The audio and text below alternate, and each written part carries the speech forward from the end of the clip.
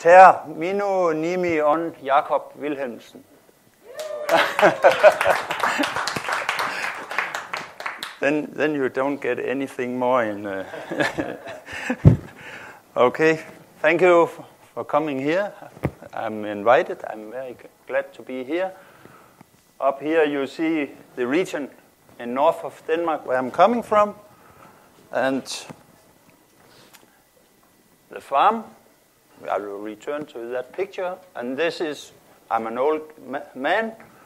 I'm married to Hanne, who is also educated as a farmer. I'm graduated many years ago, and then I worked for different farmers who especially was selling genetic to abroad, also selling very good pigs outside the country, and that's also one of my interests. Then I started up a farm in Portugal for a Portuguese company, half a year with Danish pigs. And in 1990, my wife and me, we buy a free farm for our own money. We had 20% of the money, and the rest we borrowed in a Danish, you call it Real Institute. It's a place where you can borrow 70% of a farm. They give a loan 70% of the price. And then if you miss more, you must go to the bank. How I repay in 30 years. So that's a long time. And the interest at that time was 11%. Okay, that was me. And besides running a farm together with my wife, we also take, like the former speaker, we educate people from anywhere. China, Vietnam, anyone who wants to come 1 week in our farm, then maybe they have bought pigs in Denmark, and then when they go back, they have been 1 week in my farm and see how we are doing. And they have seen, they work in the morning from 6 o'clock in the morning to 12, and then in the afternoon, I talk after a learning book, some basic things, or we go to see a slaughterhouse or a feed mill or a boar station or anything, so gives a picture of how we are doing. I'm not saying they shall do it, but I say this is the way we do. Okay, I will go a little back. This is the farm from Google Maps. This is the old part of the farm. This is built in the 80s, and this is what I built in the middle of the 90s and in 2001. And this farm is called Ryk Ind. It was a place in old time when they went with horses. They come here and water the horses before they went to other cities. So the farm is, we still have the main house and something else here, but the production is, and that's very important when you have a pig farm.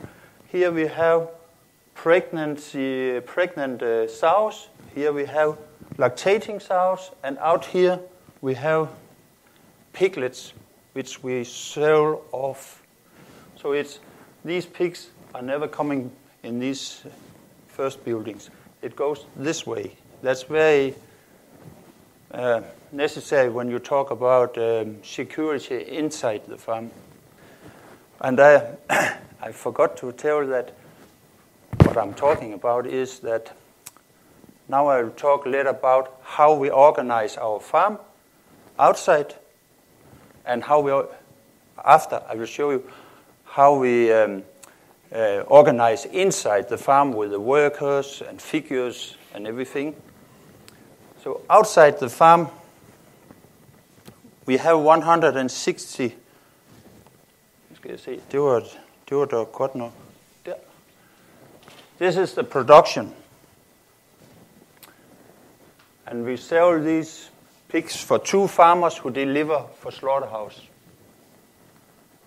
So if you have a calculator, you can see each sow produce around 31 piglets in average per year. I'm not having many slides, and this is our. We have 160 hectares of land, and this is the crops we grow. Grain on the farm, barley, 50 hectares, 5.5 ton, and this is the price in euro. Rye, 20 hectares, and it gives around 7 ton, 100 euro each ton. And then you have rapeseed, 20 hectares and it gives 3.6, and it gives 250 euro. And wheat, 65 hectares, and it gives 7 ton, and the price there. Then we have grass, and the grass is to horses, and it's not calculated in our anywhere. And here is the money from EEC, 2,077 kroner per hectare. That gives 277 euro. And when you look at the years, the price goes a little up and down, but the profit is this amount. And it doesn't matter if I have barley, rye, rapeseed, or wheat. The costs are big in wheat, and the price is high, and you have a lot of ton, but the cost take most of the profit in that one. So, but the Danish government demands, it's a new EEC law, and we love, only the farmers don't love, but the government loves to make new rules for our farm. So you need at least 3 different type of seeds. These crops, it gives, it is between 10 and 20% of our total amount of money in the farm. It's not profit, but this gives, Peter, hvad er det nu, det hedder, det der omsætning? Turnover is, you can see, the turnover is only 10 to 15% of the total turnover in the farm. And the land, 160 hectares, that's what we need when we spray the manure in the farm. We are in harmony when we spray out the manure. We produce 6,500 ton of manure, and it is covering, the manure is 2/3 is covering our need for ammonia. And the total length of ammonia for a farm with 160 hectares is 24,000 kilo of pure ammonia. Huh? Yeah, or you call it nitrogen. Ammonia, yes. Okay, nitrogen. And so we buy 8,000 kilo of ammonia, or nitrogen. So that's, and when you have been a farmer for a long time, you say, okay, how do we save anything to put the manure in the field? No, because the cost to bring out the manure is costful, but it is a balance. If you use 24,000 kilo of nitrogen and you buy it in a Yara or another place, then we pay the same when we bring it out, slurry and fertilizer. Yep. Okay, so I will talk a little about it. We are very specified. If you imagine, here is my farm. Then we have a part where we buy in for the farm, and in the end you have when you sell off. But we are very concentrated with the production, only the pig production. So what we buy in Denmark is very easy, because the farmers, somehow they own these feedstuff companies, a lot of them. Of course, they are private company too, but the competition is very hard, so the private cannot put the price higher or opposite. So, and when we sell off to the slaughterhouse, it's also owned by Danish farmers. So if you are a Danish farmer and you deliver 10 pigs or you deliver 10,000 pigs, you are still a member and you have one vote, and then you select a board who take care of the slaughterhouse. And there are some duties. If these two farmers who buy all my animals, they deliver for Danish Crown, the company, and the Danish Crown say, thank you, come with the pigs. And you make a contract. You are supposed to come with all your pigs. You cannot run away. You must deliver for 1 year. And in the end, and the price is very special in Denmark. When you are paid, they pay you a price like 1.3 euro at this time here. And in the end of the year, if there is a profit in the company, they pay you 10, 12 euro cent more. So if you look at the Danish price, you must normally add 10 to 15 euro cent more than the official price.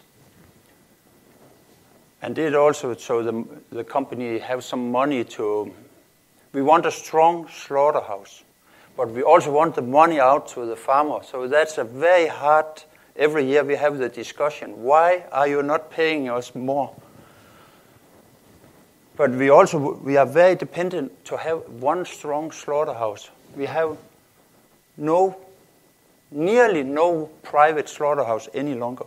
They all disappeared. It's very hard competition. And we had slaughterhouse who was delivering specially to Russia. They are closed 1 year ago. And the way we survive in our farms, it is because we have many markets. This big slaughterhouse, it slaughters 18 million pigs every year. And they deliver for China, Germany, UK, and so they have like a piano. You have more possibilities to find other markets when one is closing down.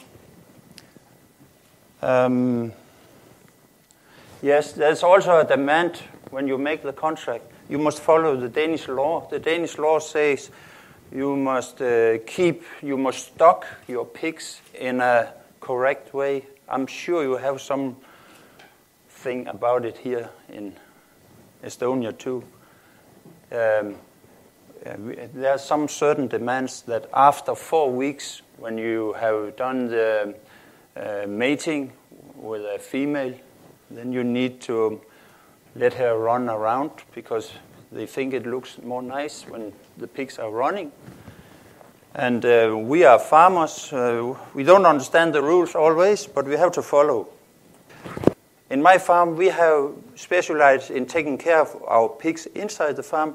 So I buy all other things from other people. It will the plant, the crops. It is my neighbor who take care of the land.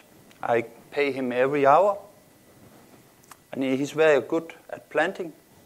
So I'm not good at planting, I found out. he's much better, and I earn the same thing without working with it. So that's better. And then I will explain about the veterinary system. In Denmark, they are advisors. They are not connected with medicine and vaccine. You say, if you have a veterinary who come out to your farm, he go and look at the pigs and see if we follow all the rules and treat them well. And then we find out if we need medicine and vaccination. And the veterinary is not allowed to earn money on medicine and vaccination. I think that's very different from many other countries. So somehow the veterinary is independent of what he is giving you. Of course, it's controlled. Medicine cost and vaccination in a farm in Denmark, it is, nu har jeg så ikke lige regnet den ud. It's 300 Danish kroner each mother. Er der en, der er lige hurtigt på... Hvad? 40 euro each mother. That's an average. That's what we're calculating. And we use half is for medicine and the other half is for vaccination. And vaccination gets more and more important, that we are ready to, if any disease is coming near the farm. Yeah, what can you see the pictures here? This is the feed company and also owned by the Danish farmer. It comes every week to my farm with 36 tons of feed. And again, I've selected that the feedstuff company mix the feed. So it's mixed with wheat, barley, soya, vitamins, minerals. It's all fixed. And then you see, can I believe this company? In Denmark, you maybe have 6 to 10 companies.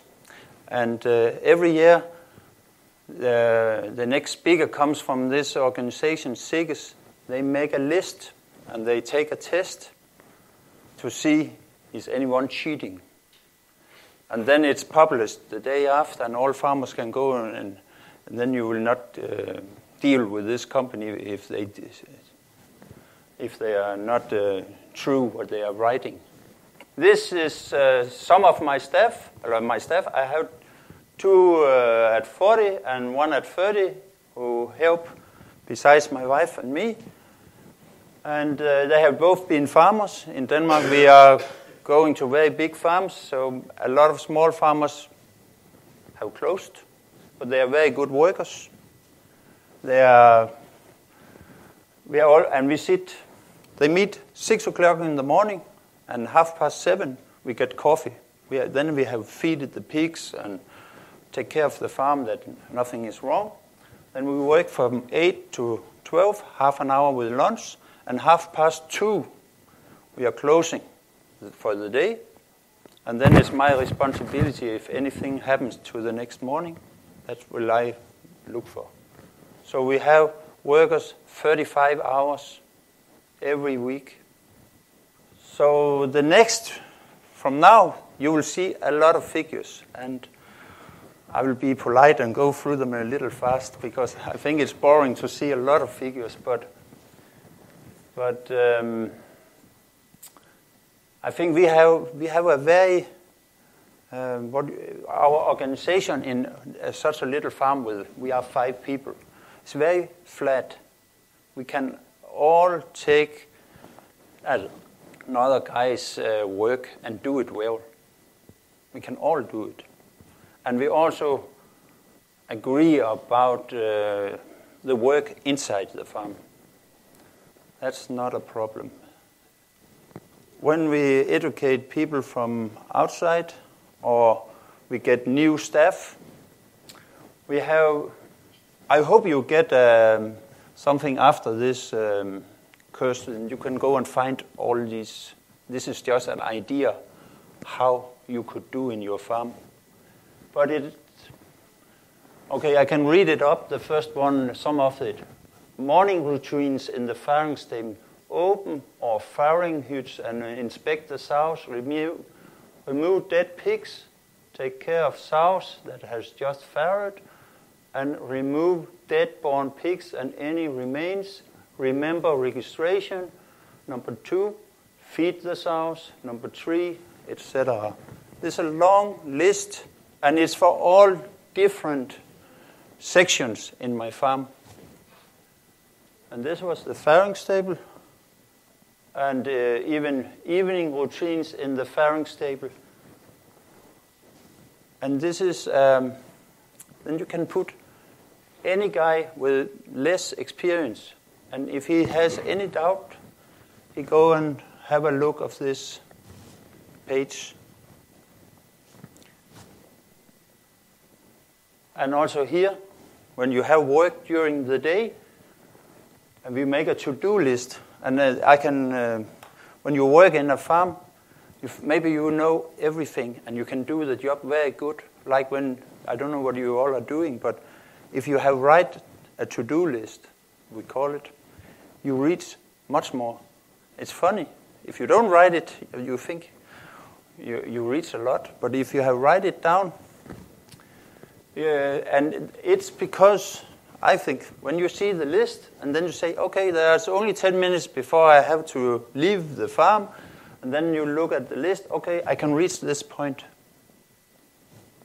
Then you are effective. Yeah, it continues.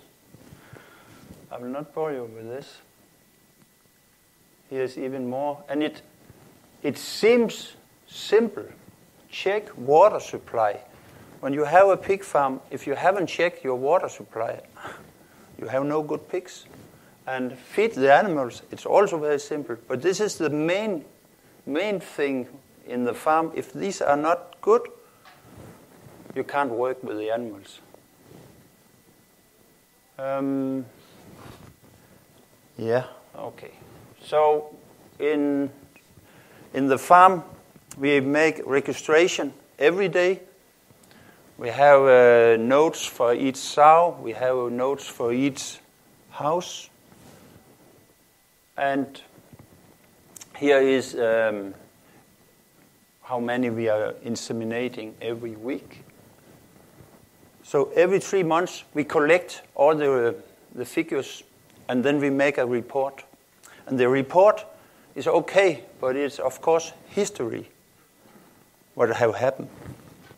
And this is, sorry, it's with my own. This is a report who comes from a company called Agrosoft. That's a computer program specialized for pigs. And if you see down here, I think it's very difficult to, you can't see it. No, okay. Nearly mean, no. Oh, but what is important? How many pigs you sell, how many litters you get every year, how many is born, and the period of lactating, and there's daily gain. So in the last 3 months, we sell 34 piglets in average from the sows, from one sow. It's put up. It's more registration. One of the important is when you sell piglets, it's very important they are 75 days and no more. So we buy feedstuff who is very expensive, who is very high value. But what really counts is when you have less days. You can buy cheaper feed with lower energy and anything, but then they maybe walk 85 days or more in your place. And then you pay the same money to stock instead of they are growing. So it's better they grow as fast as possible. And also what is very expensive when you have a piggery, and I think I learned a lot about cows the last day here, but it is if you have an empty cow or an empty sow. 1 day in my farm is €4. 1 day lost with one animal is €4 of the producing sows. If I have an empty sow, it costs me €4 every day. So if you have 10 sows, that's €40 every day. Then it's better to slaughter the empty sows, and then you can work again. So it was better if it was lower. And it continues. It will never stop all this, but okay, here is some figures for the price when we sell off. So in the last period from 1st of October to 1st of January, the price was 350 Danish kroner, and you have to divide with 7.5 if you want. Yes, that was a somehow good price. And the last 3 months, the price has been even lower in the farm here. It had been down 35 euros or less. It has really, it's a very hard time this time here because of many different things.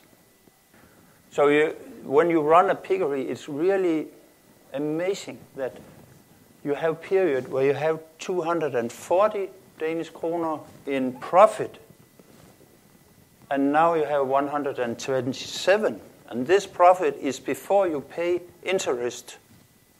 It's before interest. So I say in my farm, there's more than 100% of, if you have a profit of 1 million, it can be 3 million, maybe 1 year, but it can also be minus 1 million. So it goes 2 millions both way from bottom to a top price. That is really hard when you have to handle the economy. Yeah, this is growers, and this is an example from the 2 guys who buy my pigs. The daily gain is 964 grams every day, from 30 kilo till they are slaughtered. And percentage of death is 2.5. Some have a bad heart, some is attacked, some are not good when they are growing. And meat in carcass, that's a measure from the slaughterhouse. It gives more money if you are more than 60%. And then the average weight is 81.3 kilo in the carcass. If you can do this, you can earn €5 on 1 pig today. €5, no more. That is very, very low price when you sit and fight. So that's very serious in our country now. The farmer will be broken if they have debt. And debt in a farm like my farm, you have, as I told you, we put our own money, and then we have this from this special institute who borrow money out, and then you have the bank. If you have a bank loan, you pay 3 and 4 times more for interest. And the interest in the bank in Denmark is from 5 to 10%. And if you go and finance it in this institute with repayment and interest, it's 3.5%. So farmers who have debt the wrong place, this is very important, Peter. Farmers who have debt the wrong place, they're broken. Thank you. This is from one section, but I really needed a story to I will tell you a little story before it takes no time. I've just been down to visit my girl who is studying in Australia. And we went down there, and we was a lot of people in the airplane. And when we landed, all wanted to get out. And these Australian people, they're really a little leaned back. You know, time is coming, the head down. And then we all want to go out of the airplane. We stand up in the middle. And then there was a guy behind. He had his luggage a little ahead, so he started pushing to come up to his luggage, and we couldn't walk out. And then an Australian guy who sit with the hat, he say, "Hey mate, where are you going?" And he couldn't walk anyway. So he was really, well, you have to wait, you have to be patient. And my point is that I'm patient, that the pigs will be better again. So, thank you. Thank you very much. Is there any question? I think we have time for one or two questions. Hvad hedder det? Tannen vækker.